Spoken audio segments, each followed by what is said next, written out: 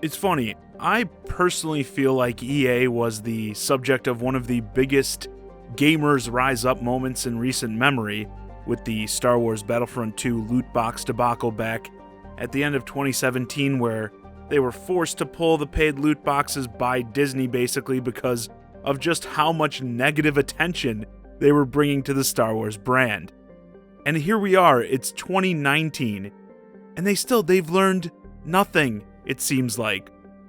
One of the key aspects about what I think has been a change for the better in the industry is the players speaking up. When I was first ranting about the loot box stuff in Battlefront 2 when it was happening, I would get tons of comments from people being like, oh, there's nothing you can do about it.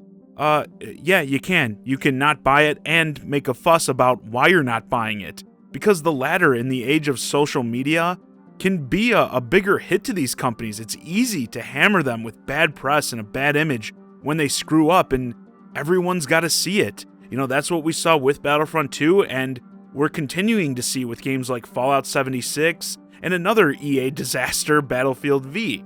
You know, EA just seems to be a company, though, that refuses to adapt, and here's the beauty of it now. I think it's costing them, big time. This is a graph of their stock value over the past year, and you don't need to be a Wall Street trader to see that things aren't looking very good. In the earlier part of the year, things were pretty steady, then it peaked in July at about 149 USD, and after the summer, bam, just through the floor, to the point where now it's trading well under $100 per share. Big drop-off. So what happened during this time? Well, a lot. Probably the most important, the battle with the Belgium Gambling Commission over loot boxes, which they've recently caved into and announced they're removing the loot boxes in Belgium. I think that's going to be a blow to not only EA, but the loot box game in general, as I have a feeling this will spread through more of Europe, at least in terms of investigating loot boxes. Because again, just like with Battlefront 2, which really started all this, yeah, it's not like loot boxes are a new thing, but these instances are bringing a lot of eyeballs onto them, even from people that are, far removed from the gaming industry. And I think that could even result in change in some other parts of the world as well.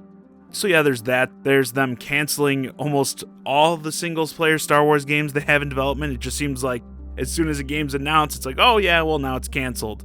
The single-player games, the ones people would actually be excited to play, no, we can't have those, of course not.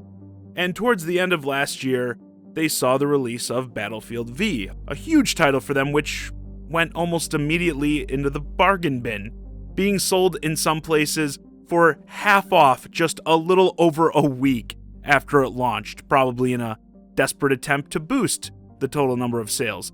Unfortunately for them, no one wanted that piece of trash. And some may be thinking, oh, this could be a time to buy. Get in now on the EA stock when it's low. I wouldn't recommend that either. An investing outlet called Seeking Alpha recently posted an article titled, "Avoid EA, the fun is about to end." And while detailing many of the problems I just mentioned, another thing here that really stands out to me is this right here. Insiders are selling stock heavily. Why would they do that if they think appreciation is likely? As in, people working within the company with stock options are selling off a good amount of their stock. And obviously, if you expect a major turnaround, you'd probably hold on to it and wait for that price to climb back up. And as the article shows in a breakdown, we're talking people in major high-up positions here, selling off, again, a large amount of stock. I'd say things all around they don't look good for EA, and that brings us to today. Anthem is the next big game they have on the horizon. Now, I myself have been open about saying I'm just not feeling this game at all. From what we've seen so far, just looks extremely bland in my opinion, like a less interesting Destiny, maybe even more so Warframe, with the maneuverability and stuff of your characters. And Warframe is free to play, by the way. But I could be wrong. I would love to be wrong in this case. I'd love for this game to be amazing because I'm a huge fan of BioWare. I want to see them do well. But yeah, I don't think this looks very interesting. There's a demo going on now this weekend that I believe is open to everyone, regardless if you pre-ordered the game or not. So I do plan to check that out so I can make a more informed opinion, which, speaking of, beyond gameplay, this title already has EA stink all over it. One of the things I complained about with the launch of Battlefield V was this stupid chart you had to follow to figure out when you were able to play the game. Again, a game that failed miserably at launch. And what did they do for the release of Anthem? Oh, the same thing. Of course they did.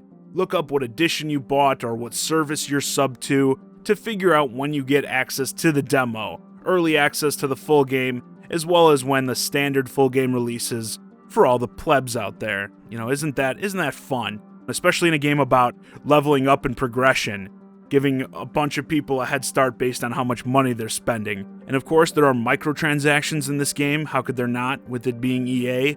And a leaked image already had caused a stir, showing armor sets costing like $20 worth of in-game currency. EA has come out and been like, oh, you know, the pricing isn't final, but they also didn't outright say like, oh, that's not at all how it's going to be. You know, just because it isn't final doesn't mean it's necessarily going to change. And their previous alphas and betas have been riddled with issues from lag, you know, people being unable to log in, server crashes, all that nonsense, which again is one of those things like, oh, it's going to be fixed when the game launches, but it's like, say this weekend, you know, again, there's a beta going on this weekend. If it has a bunch of problems and they're going to go, oh, well, don't worry, it'll be fixed by launch. It's like, launch is less than a month away.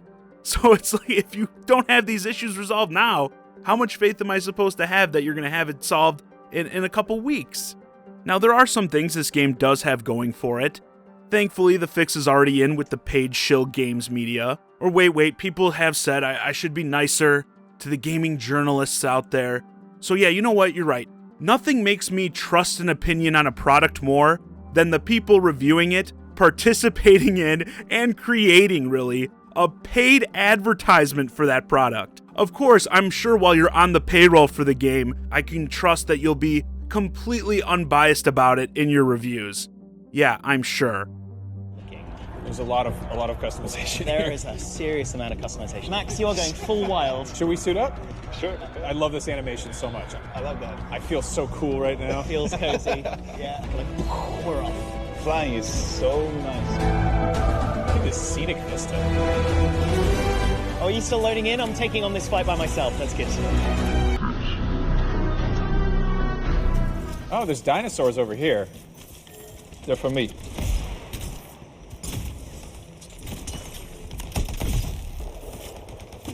Ooh, I just threw a grenade while flying. Love this. All right. What are we supposed to be doing again? We are... By the way, if you professional games journalists ever do get a chance after you're done cashing those EA checks, maybe you should ask EA CEO Andrew Wilson why he's selling his stock in the company like it's going out of style. Just again, if you get a chance.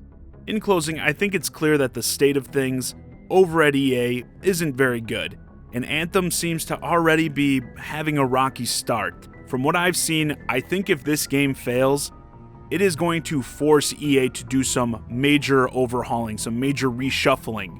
Perhaps more studio closures, maybe some studios will end their partnerships with EA like we recently saw with Bungie do with Activision.